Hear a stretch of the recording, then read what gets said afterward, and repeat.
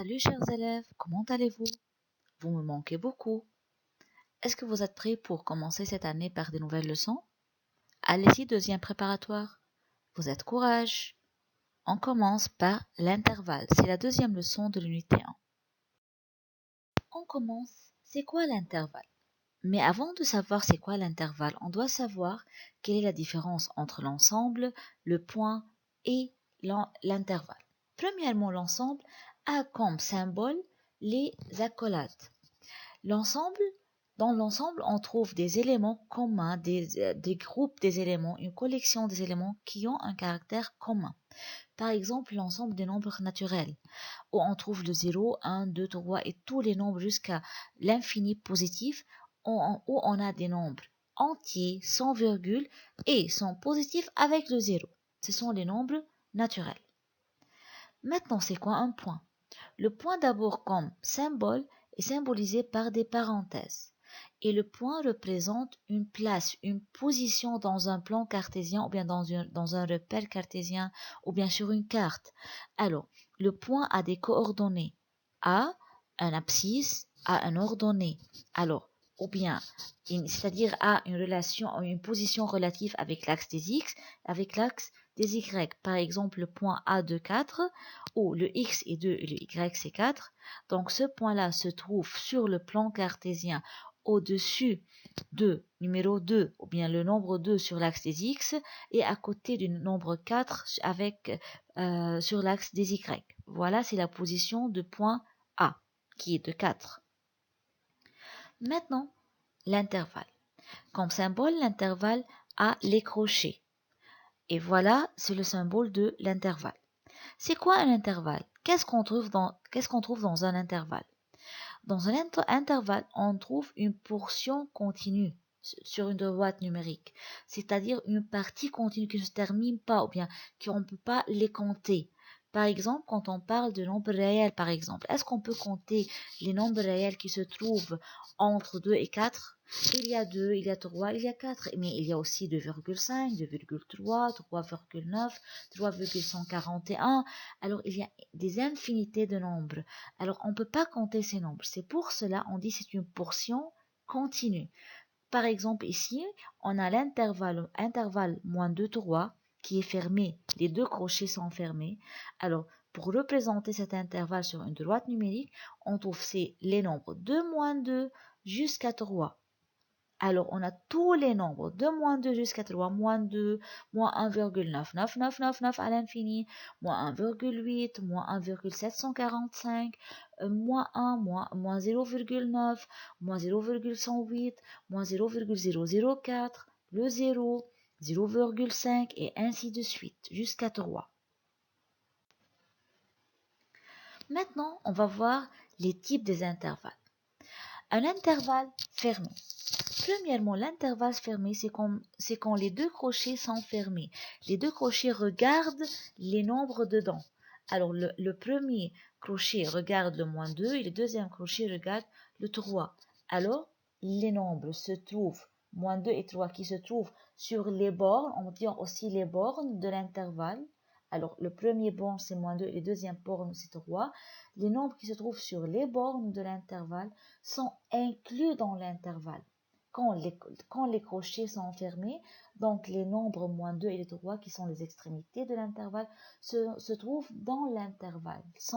Il existe dans l'intervalle. Alors, pour représenter ça sur une droite numérique, on dit que le moins 2 et le 3, de moins 2 jusqu'à 3, et tous les nombres qui sont compris entre moins 2 et 3 existent dans cet intervalle. Et le moins 2, on peut placer un point ou bien un cercle coloré. Et chez le 3 aussi, on place un cercle coloré pour représenter l'inclusion de moins 2 et 3 dans l'intervalle. Donc, le moins 2 et le 3 se trouvent dans l'intervalle, ne sont pas dehors, sont comme les nombres qui se trouvent sur la porte de la classe.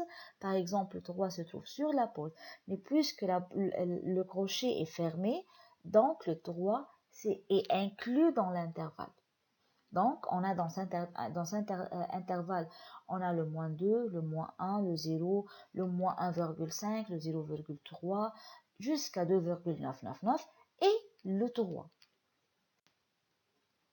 Maintenant, on a les intervalles ou bien l'intervalle ouvert. Les deux crochets ne regardent pas les nombres dedans. Ils regardent à l'extérieur, ils regardent dehors. Donc, dans ce cas-là, les bornes ou bien les nombres qui se trouvent aux bornes ne sont pas inclus dans l'intervalle. Ils n'existent pas dans l'intervalle. Alors, on peut dire dans ce cas-là que le 3 qui se trouve sur la porte regarde dehors, ne regarde pas dans la chambre. Le nombre regarde dehors. Le 3 n'existe pas dans l'intervalle, ni le moins 2 existe dans l'intervalle. Par exemple, ici, si je veux faire la représentation, donc on a de moins 2 jusqu'à 3, mais chez le moins 2, le cercle n'est pas coloré, et en même temps, chez le 3, le cercle n'est pas coloré. C'est ce qui indique que on a dans cet intervalle de moins 1,9999 jusqu'à 2,9999. Alors, le moins 2 et le 3 eux-mêmes n'existent pas dans l'intervalle.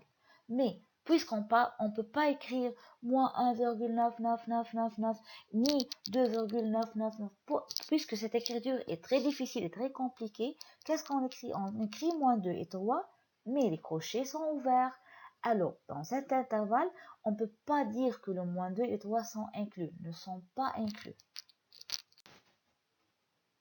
Enfin, on a les intervalles semi-fermés ou bien semi-ouverts. Les deux noms sont corrects. On peut dire semi-ouvert ou bien semi-fermé. C'est quoi semi-ouvert ou bien semi-fermé?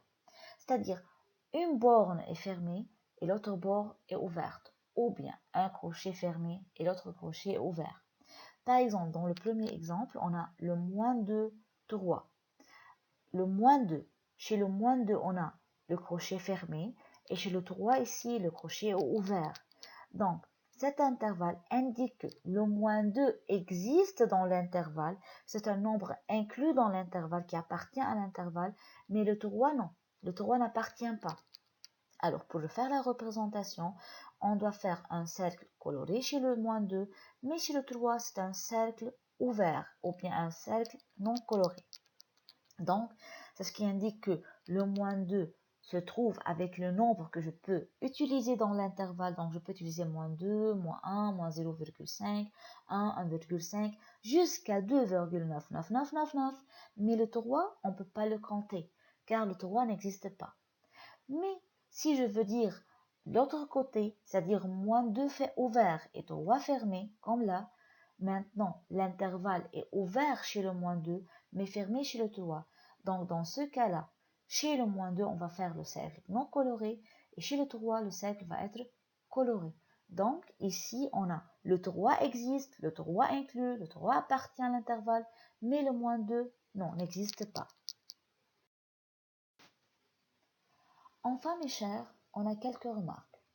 L'ensemble des nombres réels qu'on a déjà pris dans la première leçon, et on a dit que les nombres réels, on peut représenter par la formule qui dit sont les nombres rationnels union l'ensemble irrationnel, ou bien ce sont tous les nombres réels négatifs avec tous les nombres réels positifs et le zéro. Maintenant, on peut les représenter par une nouvelle forme. C'est quoi cette nouvelle forme? Ce sont les nombres de moins l'infini, de plus petits nombres négatifs jusqu'à le plus grand nombre positif. Alors, le nombre réel peut être représenté par la forme de l'intervalle, c'est de moins l'infini jusqu'à plus l'infini. Et on doit faire attention, toujours, l'intervalle que représente le nombre réel ou bien l'intervalle qui représente le moins l'infini et le plus infini sont toujours ouverts. Quand je veux représenter moins infini, donc je représente une borne ouverte. Quand je veux représenter le plus infini, donc on doit mettre le crochet ouvert. Toujours les portes chez le moins et le plus infini sont ouvertes. Deuxième rappel, ce n'est pas une remarque, c'est un rappel. Le U indique l'union et le N, ou bien ce forme-là indique l'intersection. Union, c'est-à-dire je dois prendre tous les éléments qu'on a dans les deux intervalles ou bien dans les deux ensembles. Et l'intersection indique que je veux prendre seulement les éléments ou bien les nombres commun entre les intervalles ou bien les ensembles. À la fin de cette vidéo, mes chers, j'espère que vous avez bien compris et la leçon était facile.